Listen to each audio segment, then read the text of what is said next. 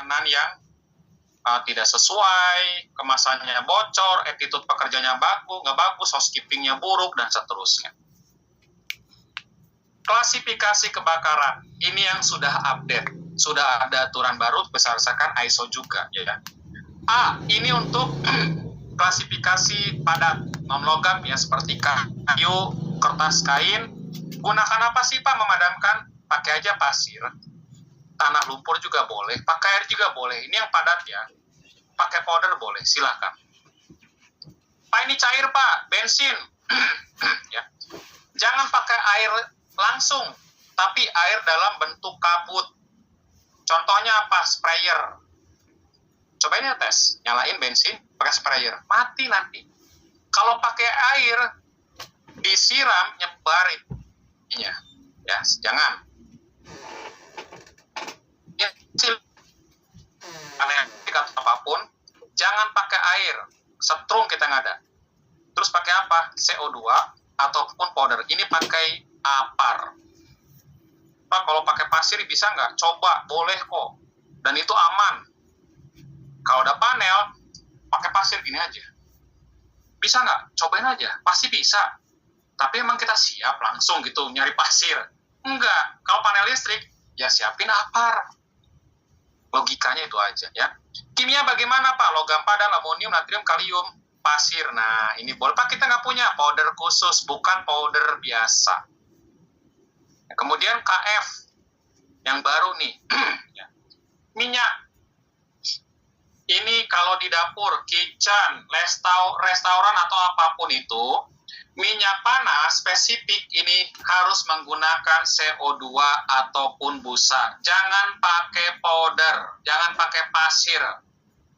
Jangan pakai misalnya, bisa dibilang lumpur. Nggak ada kerjaan juga. Nyari lumpur-lumpur gitu, enggak. Kenapa? Kalau kita menggunakan CO2 ataupun foam, CO2 tidak ada residu, tidak ada bisa dibilang bahan yang ditinggalkan. Sedangkan foam hanya mengumpul di satu titik di situ saja.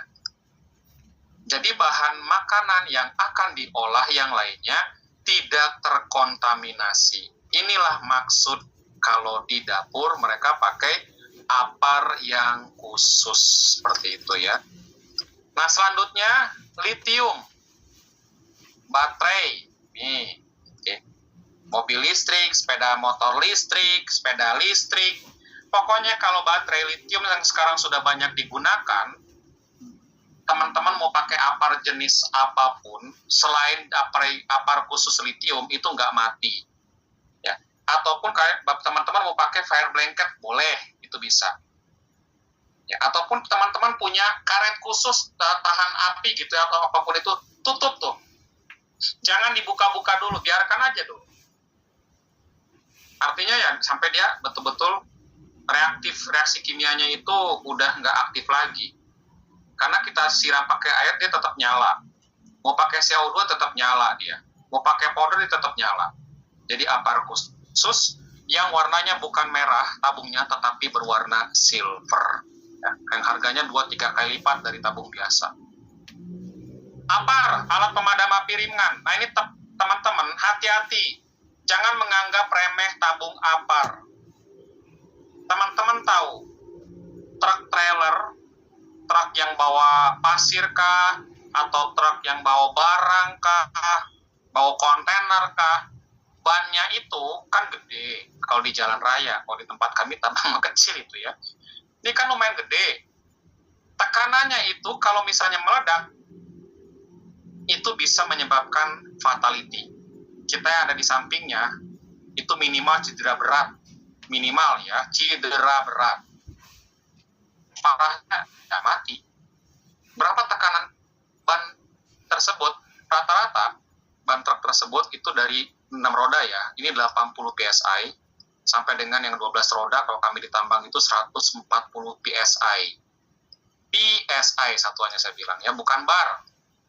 Nih, kalau mobil berapa Pak? Ya mobil kan rata-rata kalau nggak 29 sampai dengan 40, kadang 45, tergantung mobil barang bukan. Kalau ini kan mobil bisa dibilang city car ya. Motor juga segini, sama, nggak beda jauh. Kalau meledak kencang bunyinya dua-duanya. Terus berapa tekanan tabung APAR? Powder rata-rata tergantung merek. Itu 100 sampai dengan 300 PSI. Berarti 3 kali tekanan ban trailer. Ini tipe yang powder. Kemudian bagaimana dengan yang lainnya? Ini saya kurang kopi, karena nggak pernah pakai. CO2, ini sekitar 700 PSI ini ya satuannya, sampai dengan 900 PSI, tergantung merek. Dia lebih kencang. Karena yang diaktifkan itu karbon dioksida. Ya, yang disemprot, mematahkan oksigen, supaya nggak ada di situ, mati, udah selesai gitu aja. Ini kalau salah penanganan, fatal. Teman-teman bisa cedera berat. Ya, tabung ini bisa terbang. Makanya hati-hati, jangan remehkan. APAR bisa menjadi kawan kalau pakainya benar, bisa menjadi lawan kalau penanganannya salah. Dirawat. Ya. APAR sesuai dengan Permenaker nomor 4 tahun 80 dapat dioperasikan setiap orang, satu orang, ya, untuk memadamkan awal mula kebakaran sebatas volume api kecil. Nah, APAR itu harus siap dipakai dengan kondisi mudah dilihat, ada tandanya, kondisinya baik, setiap orang bisa mengoperasikan. Jenis medianya ada berapa sih Pak? 2, basah dan kering. Yang basah itu air dan busa, yang kering itu dry chemical powder ataupun CO2. Ya. Penempatan APAR di mana Pak? Ditempatkan di posisi yang mudah dilihat dengan jelas, pakai tanda alat pemadam api ringan. Nomor berapa? Dilengkapi ya di situ tuh. Cocok dan sesuai dengan kebakarannya, klasifikasinya apa? Karena semua beda-beda tadi. Cara nempatinnya gimana, Pak? Boleh digantung. Boleh juga menggunakan box.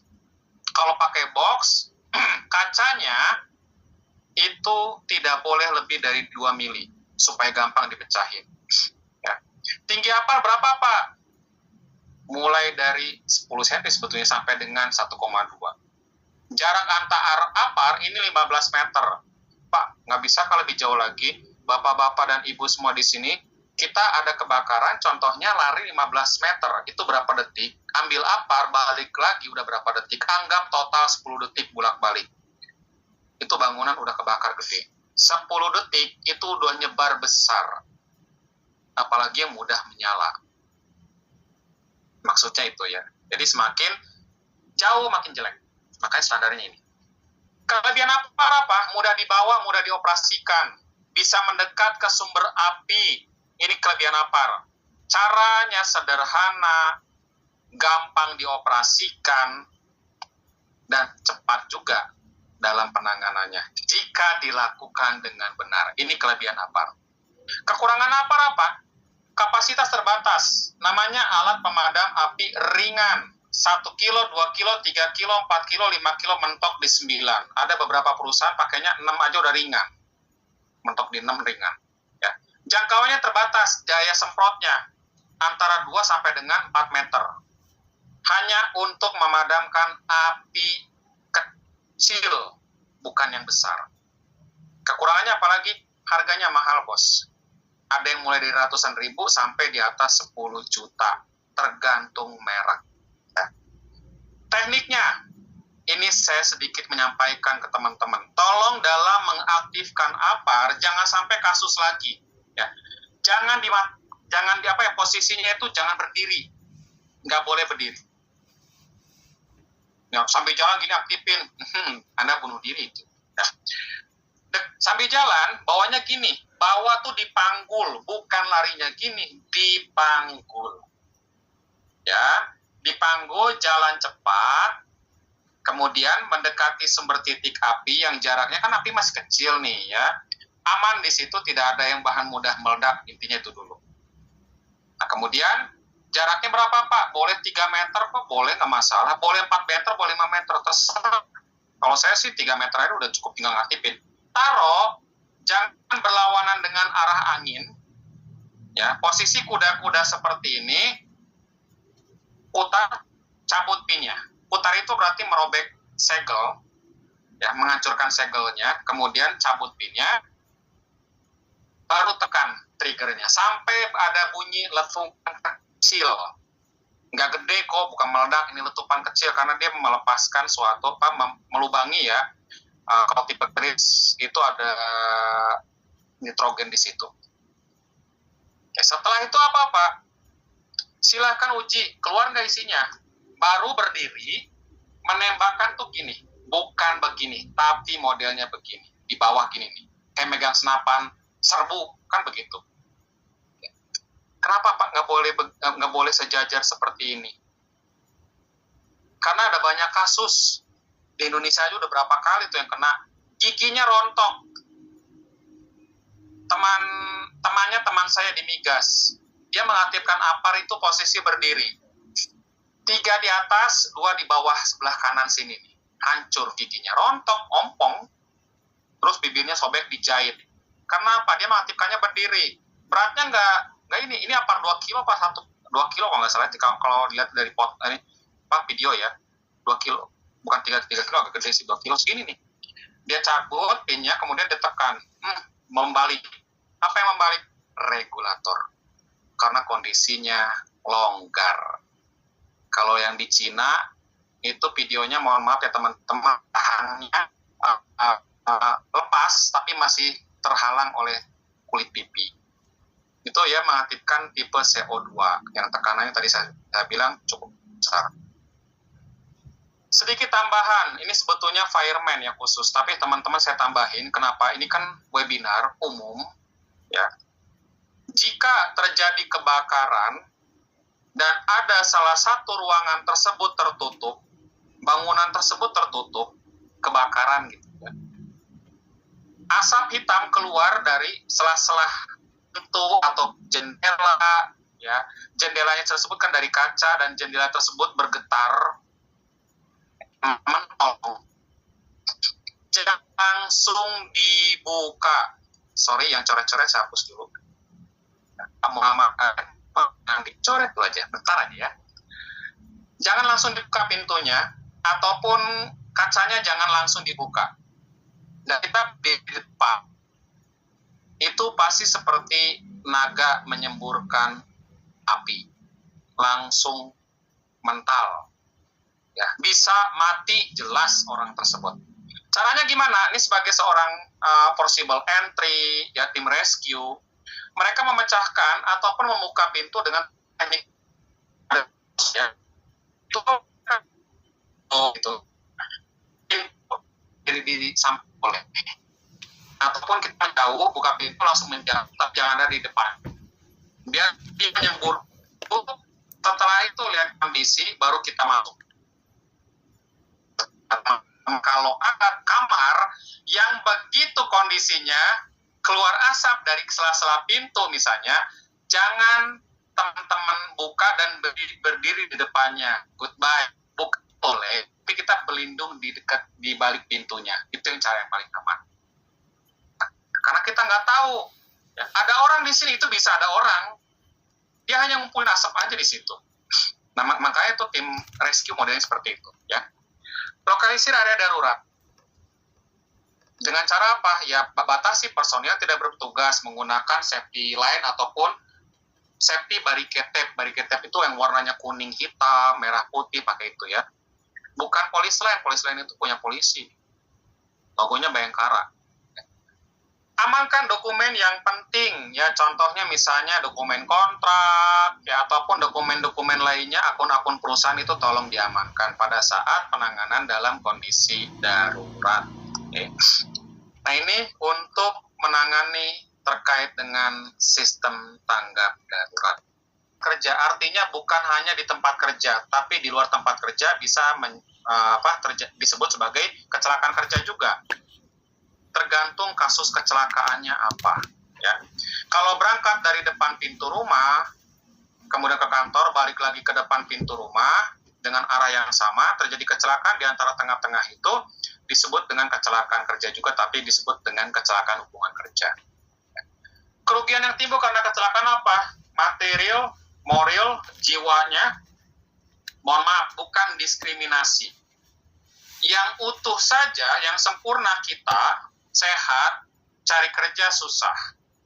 apalagi yang kecelakaan dan menyebabkan cacat, makin susah lagi. Ya, safety and health first ya. Kemudian perlunya pembinaan dan pengawasan. Kita masuk pengertian. P3K apa? Upaya memberikan pertolongan pertama pada korban kecelakaan atau penyakit mendadak dengan cepat dan tepat. Jangan cepat aja tapi nggak tepat, malah tambah parah. Sebelum korban mendapatkan pertolongan lebih lanjut. Jadi kalau teman-teman melihat ada kecelakaan di jalan dan korban tersebut terkapar, kalau nggak ngerti, don't touch. Ya, karena itu nanti salah penanganan, fatal nanti. Kalau tapi kan bikin macet, biarin aja. Kalau memang nggak paham, jangan diangkat, apalagi diangkat. Jangan. Kalau ngerti, silahkan lakukan pertolongan dengan memenuhi 3 syarat. Aman diri bagi kita, aman 2, yang kedua bagi korban, yang kedua aman yang ketiga lingkungan. Kita mau nolong, lingkungannya nggak aman, tambah korban kita.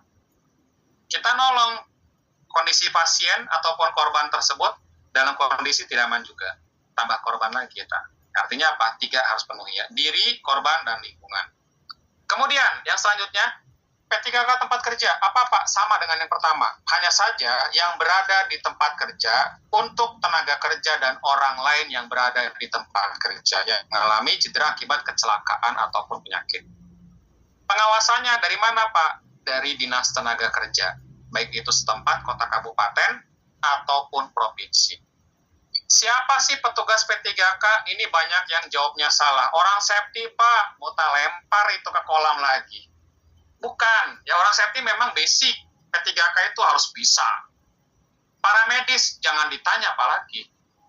Terus siapa? Nih, pekerja atau buruh. Contoh, saya di pertambangan. Luasan area, ya dulu banget ya, 7.726 hektar. Saya hafal banget itu, karena saya bikin laporannya. Itu kan gede, 7.700. Ada lagi di tempat teman saya 14.000 sekian, 25.000 sekian, 40.000 sekian, 120 berapa sekian ribu hektar ya.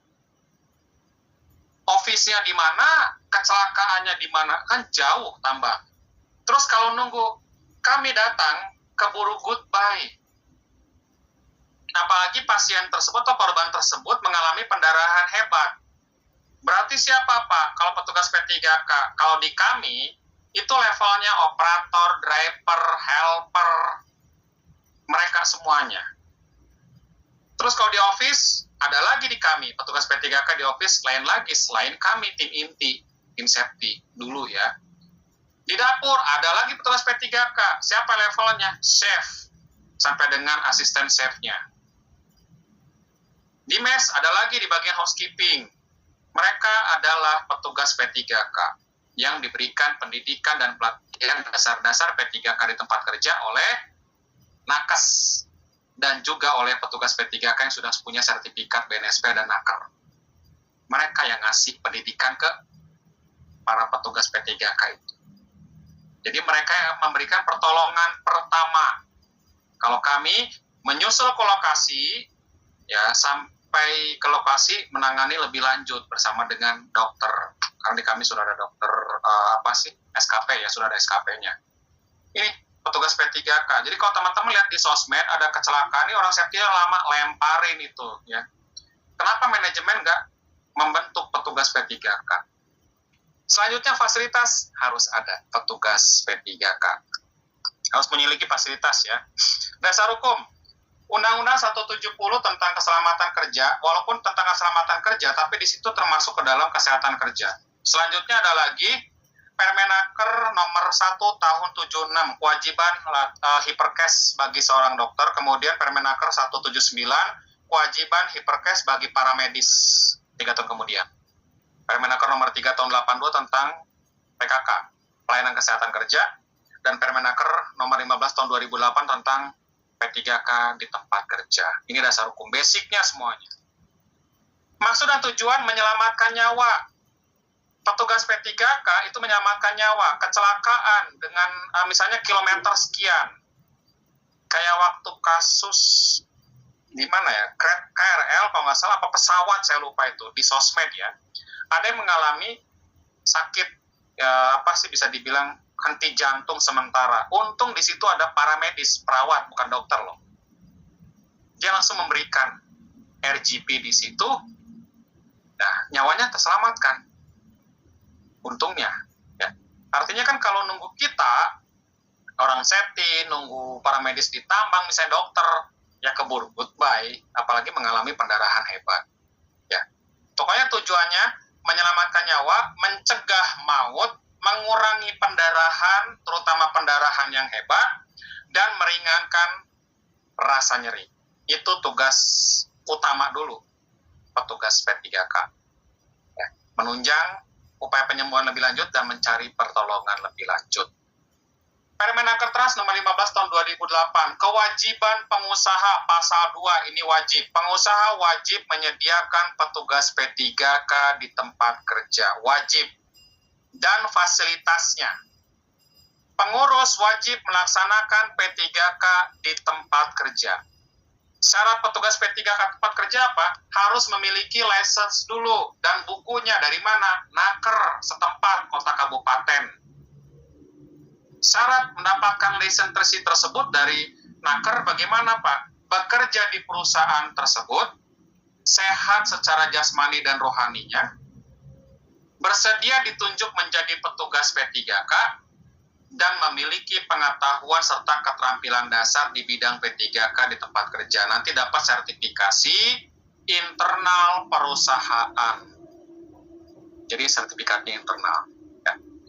Petugas P3K dalam melaksanakan tugasnya, dia bisa meninggalkan tugas utamanya. Pak, saya Pak, lagi masak. Contohnya saya lagi masak nih. Ya, koki nih. Ya sudah, selesai. Tutup kokinya, tolong korban. Yang paling utama itu dulu. Jangan, tunggu deh tanggung. Nggak boleh. Bisa kok itu. Ya, nanti bisa dijelaskan ke manajemen karena memang regulasinya seperti ini. Saya bisa ninggalin. Saya lagi meeting, kalau ada sesuatu hal ya saya tolong dulu orang yang kecelakaan. Petugas P3K di tempat kerja ditentukan berdasarkan jumlah dan potensi bahaya risiko ya di lampiran 1 Permenaker Trans nomor 15 2008. Jumlahnya nih, kalau tenaga kerja 25 sampai dengan 150 orang. Untuk potensi bahaya rendah, dia 1 orang. 1 orang. Setiap 150, tambah lagi 1. Tempat kerja dengan potensi bahaya tinggi.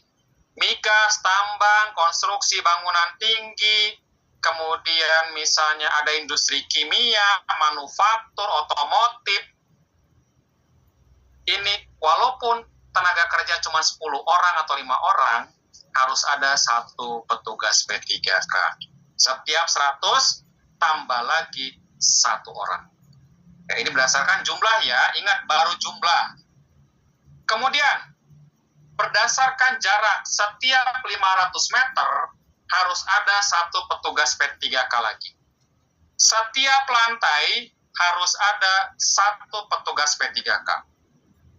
Setiap shift kerja tambah lagi petugas P3K. Contoh, gedungnya 10, berarti 10 petugas P3K. Dia kerja 2 shift kali 2, jadi 20. Ya. Pengurus wajib memasang pemberitahuan tentang nama dan lokasi petugas P3K di tempat kerja. Namanya siapa? Ya, lokasinya di mana? Dan petugas P3K harus menggunakan tanda khusus. Ini diupayakan aja sih ya. Kalau di kami kan pakai helm warna merah. Ya, kemudian yang di sampingnya aja yang beda nih. Di sampingnya sini beda, samping sininya itu yang membedakan. Di kami merah itu ada 4. OHS, Emergency Response Team, First Aider, kemudian Blaster, tim peledakan. Menggunakan helm merah semuanya. Yang membedakan hanya tulisan di samping. Pak, kalau di kantor gimana Pak? Pakai tanda PIN aja, petugas P3K. Boleh. supaya gampang dikenali nanti, karena tidak semua di situ karyawan yang tahu, bisa jadi ada visitor ya. Petugas P3K di tempat kerja mempunyai tugas melaksanakan tindakan P3K di tempat kerja, merawat fasilitas, mencatat setiap kegiatan P3K di dalam buku yang diberikan oleh Nakar kemarin ya. Melaporkan kegiatan P3K kepada pengurus. Pengurusnya siapa? Biasanya manajer HSE, subtennya, assistant manager, supervisor, terserah. Yang pasti ke departemen K3, nanti departemen K3 mengirimkan ke pimpinan.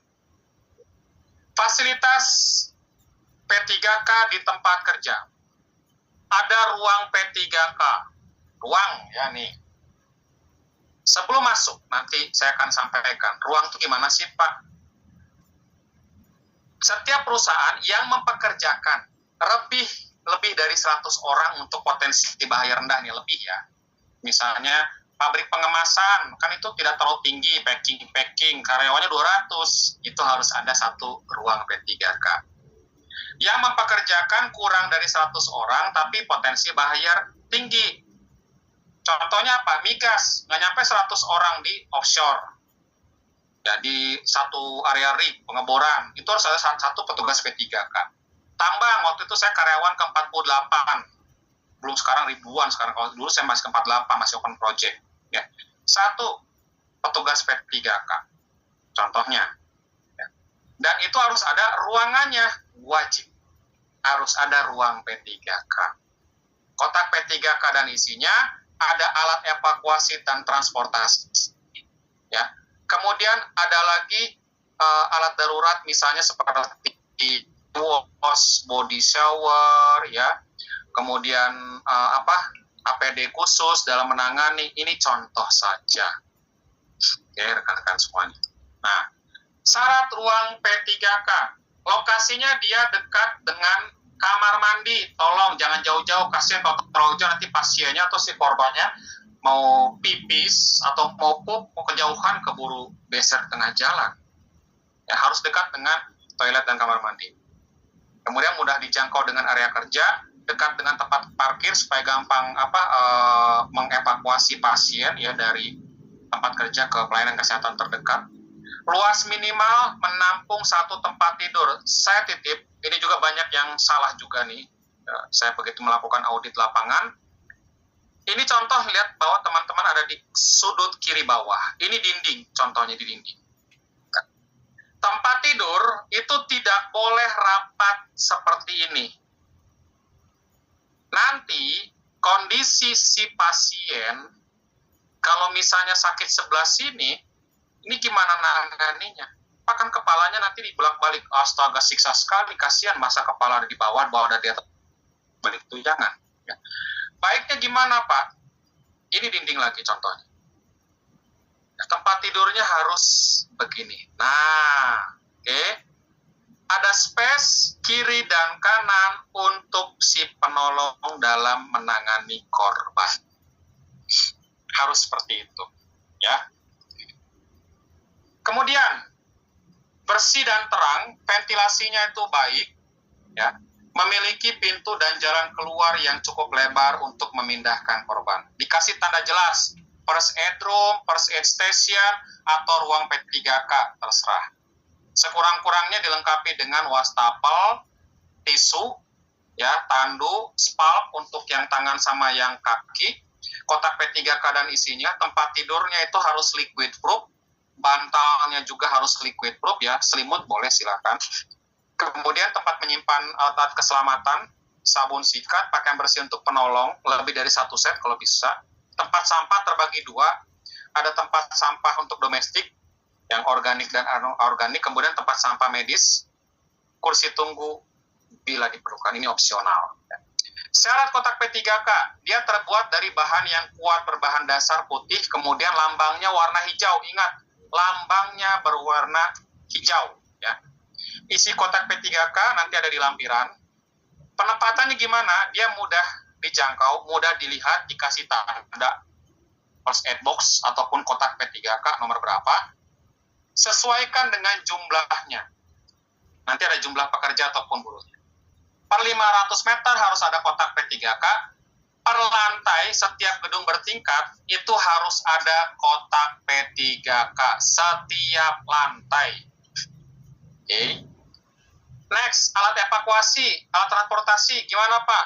Tandu boleh, stretchers yang modelnya basket, ya. Ini vertical rescue, ini yang modelnya apa sih? Lipat ya.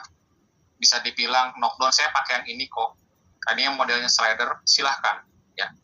Kemudian alat transportasinya boleh pakai ambulan kalau misal perusahaan punya ambulan, kalau nggak ada ya silakan gunakan kendaraan yang bisa digunakan untuk mengangkut korban. Ini si kotak P3K sesuai dengan Permenaker nomor 15 2008. Kotak A ini untuk tenaga kerja kurang dari 25. Kotak B ini untuk tenaga kerja kurang dari 50. Kotak C ini untuk tenaga kerja kurang dari 100.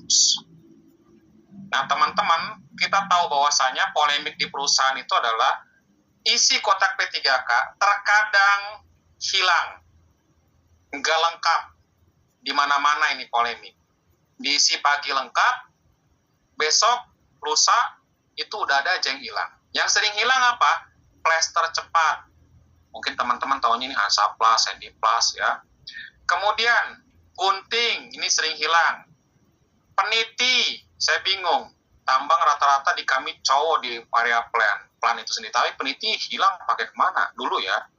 Kemudian lampu senter, povidone, ini juga sering hilang. Obat merah itu ya. Jenisnya bagaimana Pak? Ya seperti ini. Misalnya, di area tersebut ada 25 orang satu kotak A aja. Pak, di kami ada misalnya di kami ada 45 ya, ataupun 35 lah. Berapa kotak Pak? 2 kotak A atau 1 kotak B. Pak, di kami ada 80, 1 kotak C atau 2 kotak B atau 4 kotak A. Kalau bisa dibilang kalau 80 orang, saran saya sih mendingan pakainya 2 kotak B aja. Ya. Jangan yang 1 kotak C nanti terlalu gede bawahnya agak ribet. Nah, pelaksana P3K di tempat kerja ini di bawah Departemen HSE naungannya ya, karena dia di bawah bagian dari pelayanan kesehatan kerja, di bawah emergency response team, dan di bawah P2K3 ya, panitia pembina keselamatan dan kesehatan kerja. Ini regulasinya baru di Permenaker nomor 13 kalau nggak salah tahun 2025. Nah, ini terkait dengan petugas P3K di tempat kerja. Kita lanjut ke bagian komunikasi K3. Jadi komunikasi K3. Nah, komunikasi adalah proses penyampaian pesan oleh seseorang kepada orang lain untuk memberitahu, berpendapat, mengubah sikap, baik perilaku secara langsung ataupun tidak langsung. Ya, termasuk bagaimana performance kita, ya, tampilan kita itu menjadi percontohan bagi yang melihat kita. Next, komunikasi itu terbagi menjadi 2 bagian. Ada internal dan eksternal. Internal itu dilakukan seperti misalnya sosialisasi, diskusi, meeting di dalam perusahaan itu sendiri. Sedangkan eksternal itu yang ditujukan dari luar ke dalam untuk melakukan misalnya seperti inspeksi ya, ataupun sosialisasi dari pemerintah ke perusahaan itu sendiri. Itu yang disebut dengan komunikasi eksternal. Selanjutnya, pertemuan kelompok di dalam perusahaan tersebut itu ada group meeting, pertemuan kelompok ya, biasanya ada di awal shift ataupun ada yang meeting mingguan ataupun yang bulanan. Membahas masalah K3 ini sangat penting dalam pertemuan kelompok dan menentukan keberhasilan program K3 di setiap perusahaan. Program K3 siapa yang bikin? Yang bikin program K3 itu HSE departemen. Oke. Kemudian yang mengesahkan itu dari levelnya direktur. Pertemuan kelompok terbagi menjadi 3. 1 kelompok kerja dipimpin sama pengawasnya, ini disebut sebagai safety talk, P5M, toolbox meeting, pre-start meeting, ataupun safety morning talk, terserah namanya. Ini di awal shift. Ya. Kemudian, satu kelompok atau lebih yang melibatkan pekerja ataupun pengawas, ini disebut safety meeting, ada di dalam perusahaan. Di dalam ruangan. Itu yang di meeting. Ya. Kemudian, kelompok yang lebih besar, melibatkan semua pengawas dan perusahaan. Itu safety committee meeting ataupun P2K3 meeting. Biasanya pimpinan perusahaan dengan manajernya dan juga para bawahannya. Jadi itu disebut dengan pertemuan kelompok. 3, awal shift, lintas departemen, dan manajemen. Okay. Tujuan meeting dalam perusahaan sebagai sarana komunikasi resmi antara manajemen dengan karyawannya atau antara karyawan dengan karyawan lain. Ini sarana komunikasi resmi. Ya. Manajemen dasar pertemuan kelompok. Seseorang menerima informasi lebih cepat. Menciptakan iklim kerjasama melalui partisipasi, melibatkan pekerja ataupun peserta. Ya. Membantu memberikan perhatian yang sama dari suatu informasi, memberikan kesempatan kepada pekerja untuk meningkatkan kemampuannya. Kalau di kami, safety talk itu dilakukan oleh pekerja ataupun buruh. Ya. Next, posisi pengawas. Ini posisi pengawas ya teman-teman. Sebagai pimpinan rapat, pada saat safety talk. Teman-teman di sini nanti sebagai pimpinan rapat juga pada saat safety talk. Dan sebagai peserta rapat pada saat meeting. Ingat, peserta rapat pada saat meeting. Ya. Next, fungsi pertemuan kelompok. Fungsinya nih. Ya. 1.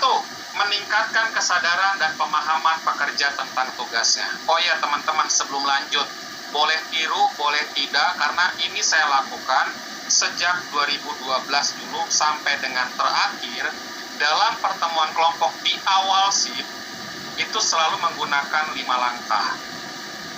Dan ini selalu optimal. 5 yang saya gunakan sampai terakhir saya tinggalkan perusahaan selalu menggunakan ini. Dan sampai sekarang ritme tersebut masih terpakai. Ternyata kata mereka ini optimal banget Pak Yus. 5 langkah. Langkah pertama apa? Ucapan terima kasih kepada para pekerja atas kehadirannya mereka secara konsisten. Makasih ya udah hadir. Langkah kedua, bacakan materi K3 bebas di internet banyak. Langkah ketiga, sosialisasikan untuk prosedur. Peraturan perusahaan boleh, kebijakan perusahaan boleh, SOP boleh, instruksi kerja boleh, JSA boleh, bebas. Sosialisasikan, pilih salah satu, gak perlu semuanya, poin penting aja. Langkah keempat, diskusikan rencana kerja kita mau ngapain hari ini. Kemudian kalau memang ada job pending yang memang belum selesai, cari solusi. Langkah kelima, doa, penutup, dan ucapan terima kasih. 5 langkah. Semuanya itu dilakukan berapa menit Pak? 15 menit aja. Nggak perlu lama-lama. Siap. Ya, ketemulah.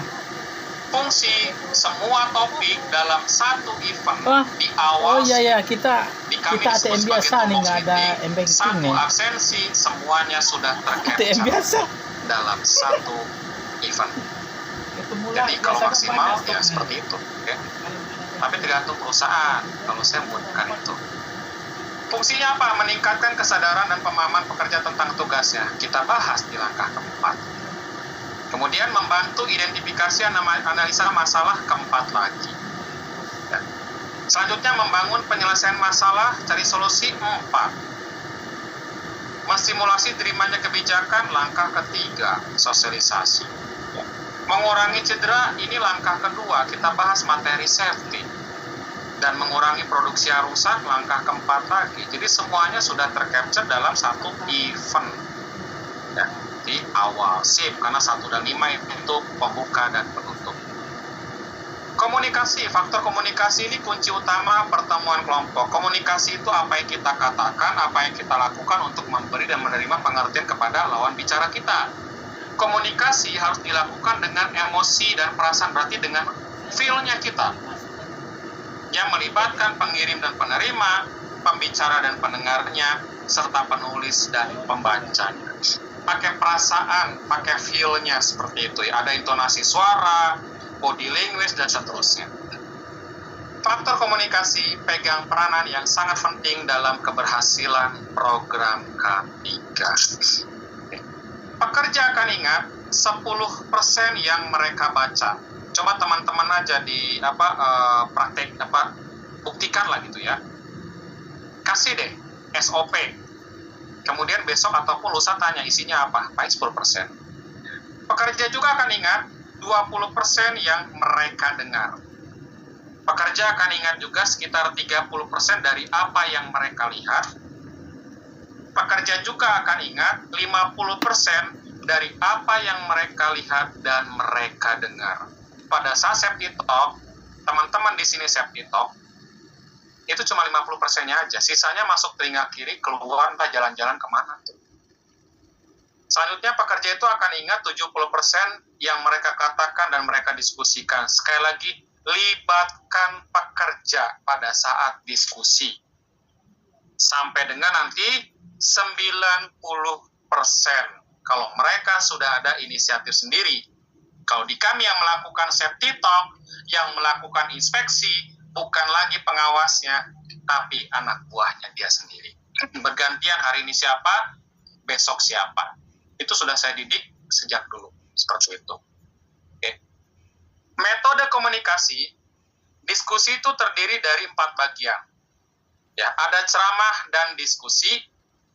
Kemudian kita lanjut ke bagian metode diskusi dan tanya jawab. Ini 2 dulu ya. Kita akan bahas.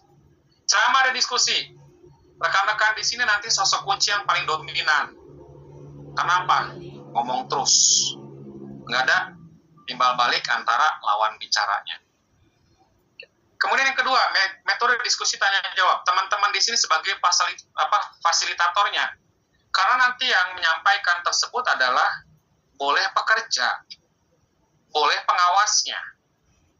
Teman-teman sebagai fasilitator, bukan sebagai seorang eksekutornya. Seperti itu. Ya. Next, metode pro kontra. Metode ini digunakan terhadap topik yang mengundang argumen. Jadi, merangsang para peserta untuk menyampaikan opininya. Ya, metode diskusi kelompok kecil, bagi-bagi nih. Saya punya kelompok anak buah saya 64, Pak. Bagi 3. Di kami itu maksimal 20 orang. Terus nanti siapa yang safety talk dong? Kan sudah diajarin para pekerja itu sendiri. Seperti itu. Okay. Next, hal yang harus diperhatikan oleh teman-teman dalam memilih topik. Kalau menjalankan 5 langkah tadi, nggak perlu milih. Ya. Tapi kalau meeting, tolong pilih satu topik. Ingat, saya sampaikan meeting di dalam ruangan, tidak boleh lebih dari satu topik. Harus satu topik aja. Tapi kalau misalnya safety talk, ini sudah tercapture. Seperti hal yang menjadi masalah pada akhir-akhir ini. Itu dibahas di langkah keempat. Kecelakaan atau insiden lainnya baru terjadi. Itu di langkah kedua. Ya, aturan-peraturan baru itu di langkah ketiga. Kemudian rekomendasi yang belum selesai dilaksanakan langkah keempat. Kecelakaan yang mungkin terjadi langkah kedua. Jadi semuanya sudah tercapture dalam satu event. Kalau diawasi, tapi kalau meeting pilih salah satu. Ya. Agenda meeting. Dalam meeting di sini yang kita pikirkan itu menjadi pertimbangan utama ya. Topik, waktu, tempat, dan peserta. Itu menjadi pertimbangan utama dalam mengundang meeting. Cobain aja buktikan. Persiapan yang harus disiapkan oleh rekan-rekan pada saat meeting nanti. Ruangannya ber-AC, terangnya cukup, materi, bahan, dan alat, boleh pakai audio, video, sound system, silahkan. Ya. Kemudian, boleh juga misalnya menggunakan terkait dengan alat-alat peraga, monggo silakan. Kalau mengundang 15 orang, ini contoh 15 orang ya, kursinya harus 18. Kenapa Pak tambahin 3? Karena di dalam meeting itu ada pimpinan rapat, ada notulen, dan ada moderator. Jadi tambahin. Setelah itu apa? Konsumsi ya, jangan lupa siapkan konsumsi di meeting. Karena kalau meeting nggak ada konsumsi, lo garing amat ini meeting. Karena bulan puasa kan, bulan puasa boleh aja, tapi kalau bukan, nih silakan konsumsinya disiapkan, tapi jangan di awal. Dikasih diskusi, jangan disiapkan di awal. Kenapa? Kenyang, ngantuk. Oke, dan nggak fokus pada metode diskusinya. Selanjutnya, materi dan alat bantu seperti gambar, foto, prototipe, ya, copy dokumen, slide, dan seterusnya. Ini metode materi dan alat bantunya. Silahkan mau pakai film, boleh. Mau pakai boneka juga pada saat peragaan, boleh. Ya, tolong siapkan aja dulu. Selanjutnya, panduan pelaksanaan meeting. Ini pandu pelaksanaan meeting ya teman-teman. Metode pembukaan itu boleh menggunakan apa sih? Kalau zaman sekarang kan pakai pantun dan seterusnya. Silahkan biar pada seru, boleh gitu ya. Di kami ada juga yang model begitu. Yang paling rajin biasanya manajer di kami itu ada salah satu manajer dari Sumatera dulu banget ya. Dia pakai pantun dan menjadi menarik gitu. Silahkan. Usahakan tepat waktu ya usahakan. Kalau meeting jam 2, jam 2, jam 3. Nah kemudian sampaikan agendanya apa pada saat pembukaan ini ya. Kemudian terkait topiknya apa, plus satu lagi, sampaikan tujuan dan sasarannya apa. Ingat agenda, topik, dan tujuan sasaran. Itu disampaikan di awal pembukaan. Dan teman-teman harus bisa memahami karakter peserta, karena pada saat meeting nanti karakter peserta itu beragam. Atur waktunya, ini tugas seorang moderator, timekeeper-nya. Ya, buat MOM, minutes of meeting-nya ya, itu notulen yang bikin, baru nanti penutup. Penutup biasakan juga tepat waktu, jangan molor, oke. Dan ucapkan juga terima kasih kepada para peserta atas partisipasi aktif. Ini berbagai karakter peserta meeting. Ada yang suka argumen, ada nih yang pesimis, ya, yang suka bercanda, yang pendiam, yang cuma datang, duduk, ngabisin snack, pulang. Nah itu ada begitu tuh peserta juga begitu. Ada, nanti teman-teman bakal nemuin deh. Ya. Ada juga yang so tahu, udah so tahu, salah, kenceng lagi ngomongnya. Nah ada juga karakter yang modelnya seperti itu. Oke. Ada juga yang penuh inisiatif dan juga ada karakter peserta yang berpikiran kreatif. Ya, ini berbeda-beda. Oke. Setelah meeting selesai, apa meeting selesai begitu aja? Tidak. Yang sering dilupakan oleh hampir semua perusahaan, ini saya bilang hampir semua perusahaan ya, bukan semua, tapi hampir semua perusahaan, yaitu bagian ini, analisis pelaksanaan.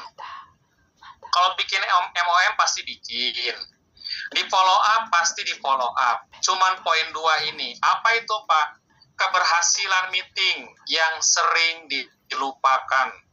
Contohnya konsumsinya, itu tadi kopinya terlalu pahit ya. Itu dianalisa, gorengannya terlalu asin nggak? AC-nya dingin nggak? Ya, proyektornya normal nggak? Pesertanya bagaimana? Topiknya bagaimana? Ini dianalisa. Sukses nggak meetingnya? Supaya nanti next meeting nggak kejadian lagi. Kemarin gorengannya keasinan, sekarang kok hambar ini. Berarti kan ada kekurangan lagi. Ya, itu tolong ditindaklanjuti.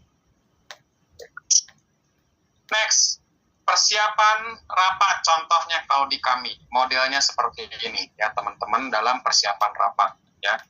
Ada penggunaan topiknya apa, penggunaan rompi contohnya, kemudian pembicaranya siapa, penulis rapatnya, pesertanya, tujuan rapat. Coba nanti tes teman-teman. Percaya tidak percaya, silahkan buktikan, dan pasti saya yakin percaya. Kenapa, Pak? Kalau teman-teman dipanggil meeting, diundang meeting, tanyain deh, tujuan meeting kita apa? Sasarannya. 90% lebih nggak ada yang bisa jawab. Coba tes. Kalau nggak percaya, nanti tes aja. Bro, nanti meeting ya, tujuan sasaran meeting kita apa saat ini? Udah ikut aja dulu, ada gorengan, paling gitu jawabnya. Udah ikut dulu, ada snack tuh di kantor. Meeting kalau nggak ada tujuan sama aja bohong. Ya. Selanjutnya apa? Ada materi, metodenya diskusi dan ceramah. Urutan pembukaan 4 menit, buat saya lama, biasanya 3 menit. Ya, baru nanti ceramah di sini ya, kemudian diskusi. Nah, bawa tuh, silahkan gorengan kah, kopi, teh manis, minuman ringan, bawa ke ruang meeting. Jangan di awal. Saya saran aja jangan di awal, ya, kurang bagus. Kemudian ambil kesimpulan, MOM-nya, dan penutup. Berapa menit Pak meeting? 45 menit. Di kami meeting regulasi SOP maksimal 60 menit. Kenapa nggak boleh lebih Pak? Karena itu tidak optimal. Seperti itu, ya. Oke, ini teman-teman terkait dengan materi K3, itu termasuk dengan rambu-rambu juga, seperti itu. Oke. Nah, oke teman-teman, untuk materinya ini sudah selesai. Oke, besok 5 lagi, berarti sudah masuk ke dalam bagian sesi Q&A ya, ataupun question and answer ya, teman-teman. Bagian ini bertanya, sebutkan nama, domisili, dan aktivitasnya apa sekarang. Ya, saya kembalikan dulu ke Mbak Santi untuk sesi Q&A.